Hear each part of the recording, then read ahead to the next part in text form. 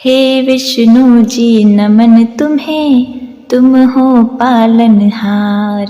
उपकार बड़ा है तुम्हारा, उपकार बड़ा है तुम्हारा, करते हैं बारंबार। हे विष्णु जी नमन तुम्हें, तुम हो पालनहार। हरे कृष्णा। ओम नमः शिवाय। प्रिय भक्तगणों, आज मार्गशीर्ष माह कृष्ण पक्ष की उत्पन्ना एकादशी का व्रत है और आज सौभाग्य योग का महासंयोग बन रहा है। पुराणों के अनुसार आज के ही दिन एकादशी माता का जन्म हुआ था, इसीलिए इस एकादशी का नाम उत्पन्ना एकादशी पड़ा। आज की यह एकादशी का व्रत बड़ा ही विशेष है, जिस व्रत को करना एवं कथा को सुनना देवताओं को भी दुर्लभ है। वो कथा भगवान श्री कृष्ण ने युधिष्ठिर को सुनाया था, जो आज आप श्रवण करेंगे। भगवान कहते हैं कि पृथ्वी पर जो अश्वमेघ यज्ञ करके फल प्राप्त होता है, उससे 100 गुना अधिक फल एकादशी व्रत करने तथा कथा श्रवण करने वालों को प्राप्त होता है। इस एकादशी व्रत के श्रवण करने मात्र से व्यक्ति के सभी पाप कट जाते हैं। हजारों यज्ञों, करोड़ों दान, असंख्य गंगा स्नान से भी पवित्र यह उत्पन्ना एकादशी व्रत कथा को पूरा अंत तक प्रसन्न चित मन से सुनिएगा। सनातन धर्म में व्यक्ति को मृत्यु के बाद भगवान विष्णु का धाम प्राप्त होता है, मोक्ष की प्राप्ति होती है। तो आइए भक्तगणों, श्री गणेश का ध्यान करते हुए कथा का श्रवण करते हैं। जय श्री गणेश। ओम नमः शिवाय। युधिष्ठिर ने भगवान श्री कृष्ण से पूछा, पुण्यमयी एकादशी तिथि कैसे उत्पन्न हुई? इस संसार में वह क्यों पवित्र मानी गई तथा देवताओं को कैसे प्रिय हुई? और इस व्रत को करने से किस मनुष्य को कौन से पुण्य की प्राप्ति हुई? हे भगवान, कृपया करके आप हमें इसे विस्तार पूर्वक बताइए। भगवान श्री कृष्ण बोले, कुंती नंदन, हे राजन, आप वह कथा सुनिए जिसे करने से अमोघ फल की प्राप्ति हुई थी। गालवन मुनि का भद्रशील नाम का एक पुत्र था। भद्रशील ने छोटी उम्र से ही एकादशी व्रत का पालन करना शुरू कर दिया था। मुनि ने उन्हें ऐसे करने के लिए कभी नहीं कहा था। एक बार मुनि ने भद्रशील से पूछा, तुम्हें इस व्रत को करने के लिए किसने कहा है? भद्रशील ने कहा, हे पिताजी, मैं कई जन्मों से एकादशी व्रत करता आ रहा हूँ। जब तक आप माँ के गर्भ में होंगे तब तक आपको अपने पिछले जन्मों की याद रहती है, लेकिन जन्म के ठीक पहले यह स्मृति मिट जाती है। लेकिन भद्रशील को अपने पिछले जन्म की याद उस समय भी थी। यह एकादशी व्रत की शक्ति ही थी जिसका वे पालन करते थे। वे पूर्व जन्म में धर्मकीर्ति नामक राजा थे। धर्मकीर्ति बहुत ही क्रूर था, उसे कोई पसंद नहीं करता था। ऐसा कोई पाप नहीं था जो उसने नहीं किया हो। एक बार वह अपने सैनिकों के साथ शिकार पर गया। उसने एक हिरण को देखा और अपने सैनिकों को उस हिरण को चारों ओर से घेरने के लिए कहा कि जो भी हिरण को भागने देगा उसका पूरा परिवार मार डाला जाएगा। हिरण ने यह सब सुना और सोचा, बेचारे सैनिक, मैं उनमें से किसी को भी कुछ होने नहीं दूंगा। हिरण राजा के पास से निकलकर भागा। राजा ने हिरण का पीछा किया। सूर्यास्त होते होते राजा एक घने जंगल के अंदर फंस गया। हिरण कहीं दिखाई नहीं दे रहा था। वही राजा ने एक पेड़ के नीचे रात बिताई। उसने दिन भर में कुछ नहीं खाया था। उसे चारों ओर से खतरनाक जानवरों के गुर्राने की आवाज सुनाई दे रही थी। वह सो नहीं सका। राजा ने डर से श्री हरि परमात्मा से प्रार्थना करना शुरू कर दिया।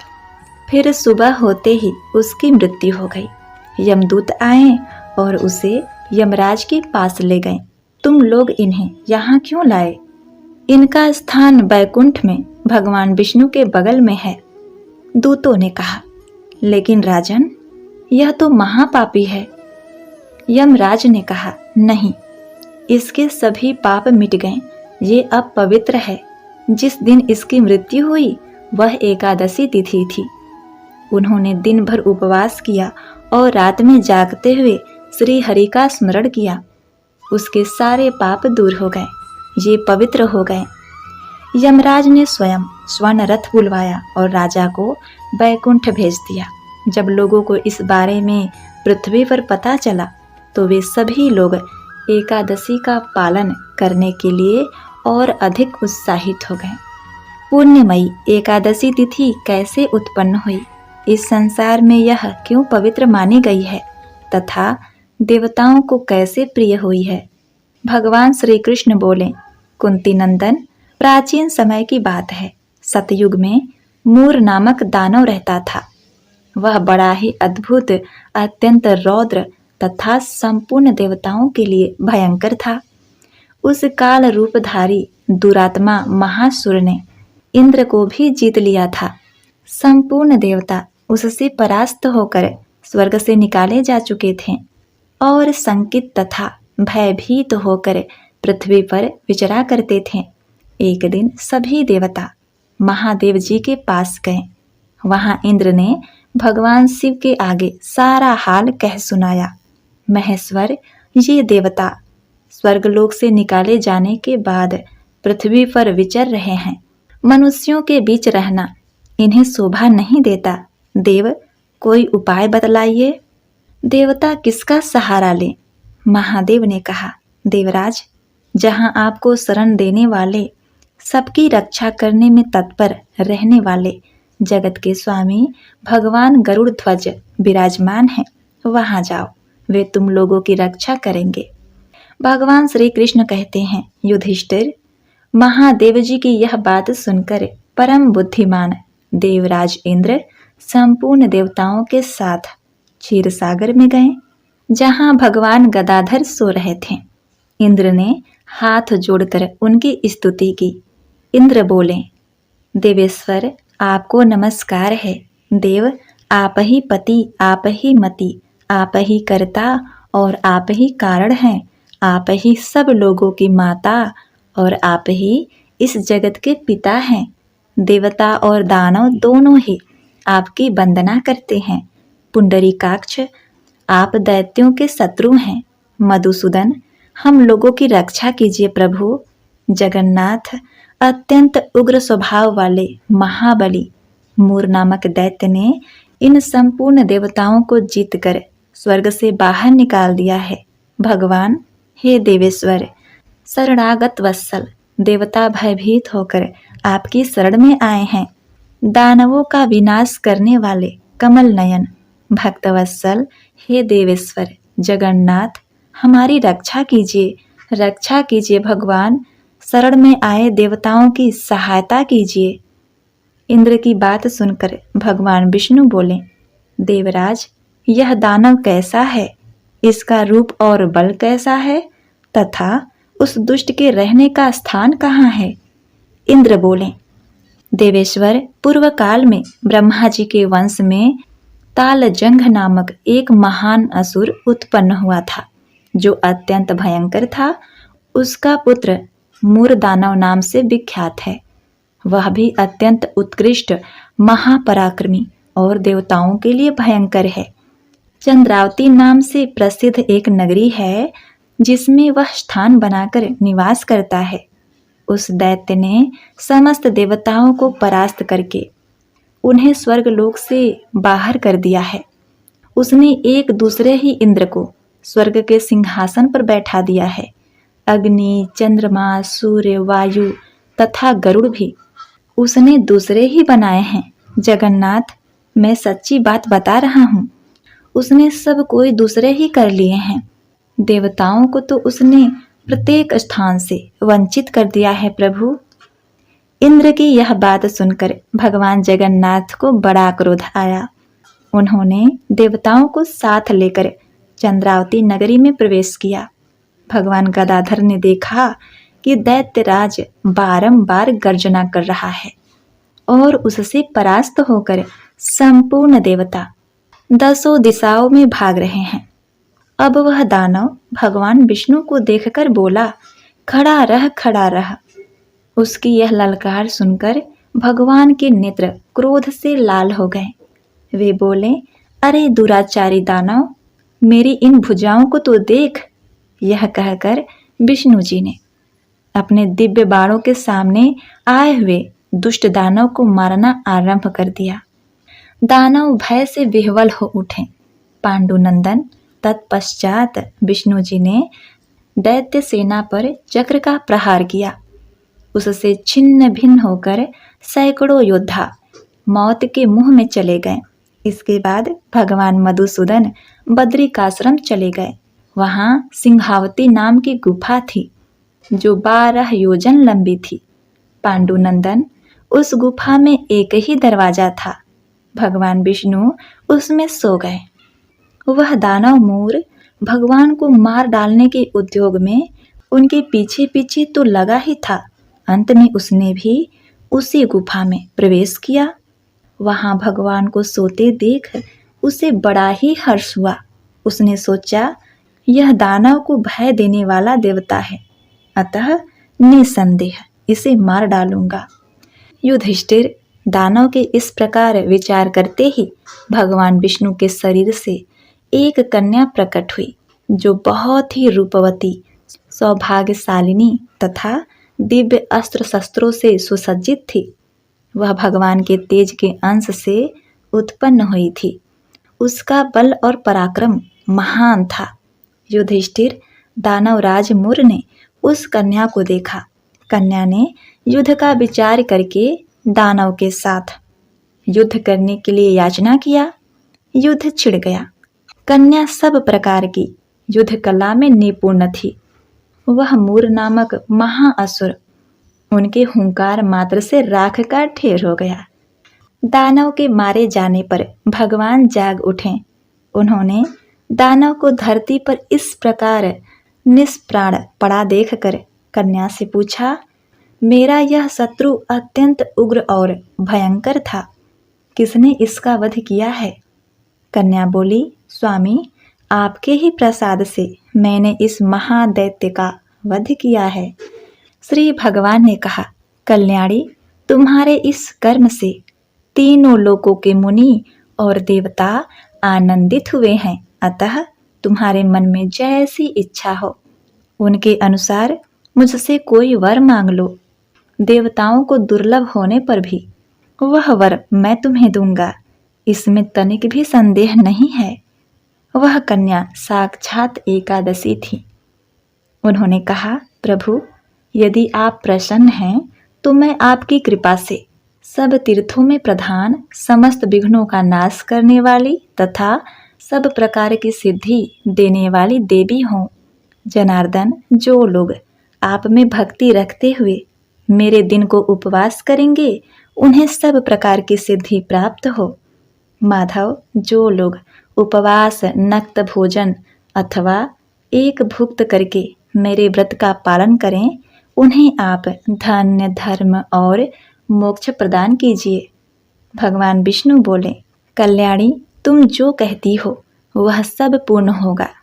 भगवान श्री कृष्ण कहते हैं, युधिष्ठिर, ऐसा वर पाकर महाव्रता एकादशी बहुत ही प्रसन्न हुई। दोनों पक्षों की एकादशी समान रूप से कल्याण करने वाली हैं।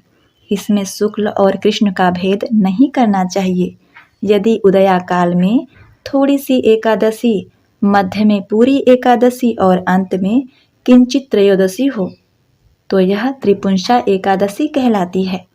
यह भगवान को बहुत ही प्रिय है।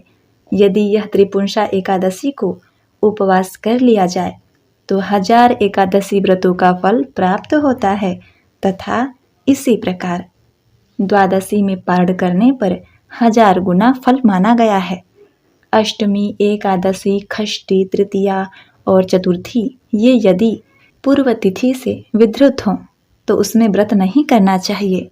परिवर्तनीय तिथि से युक्त होने पर ही इसमें व्रत का विधान है।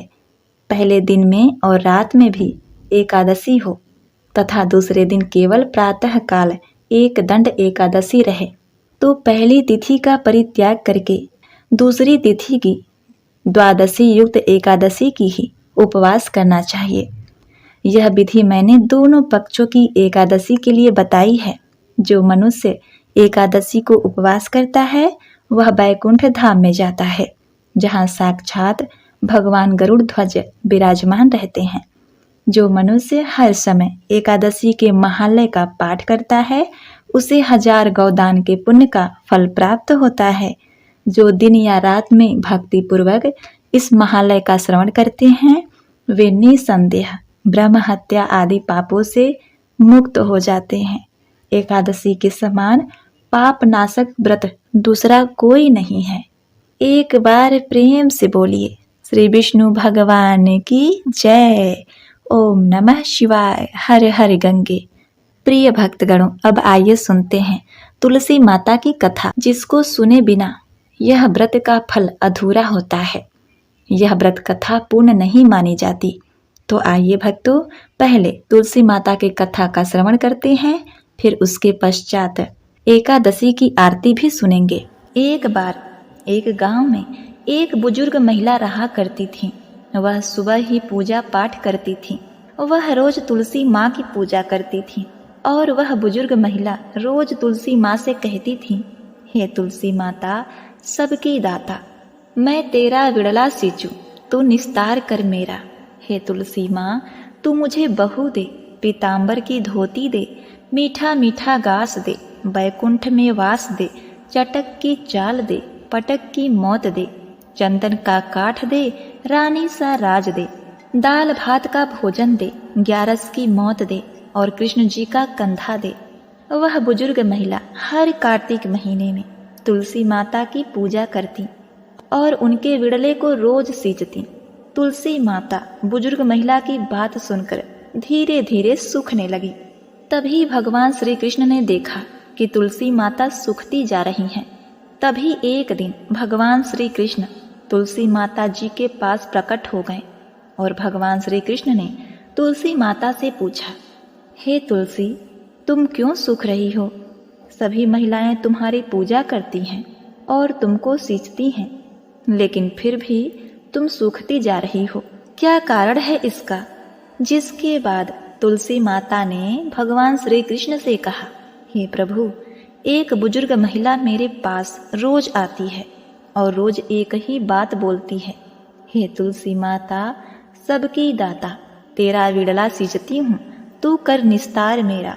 तू मुझे बहू दे, पीताम्बर की धोती दे, मीठा मीठा गास दे, वैकुंठ में वास दे, चटक की चाल दे, पटक की मौत दे, चंदन का काठ दे, रानी सा राज दे, दाल भात का भोजन दे, 11 की मौत दे और कृष्ण जी का कंधा दे।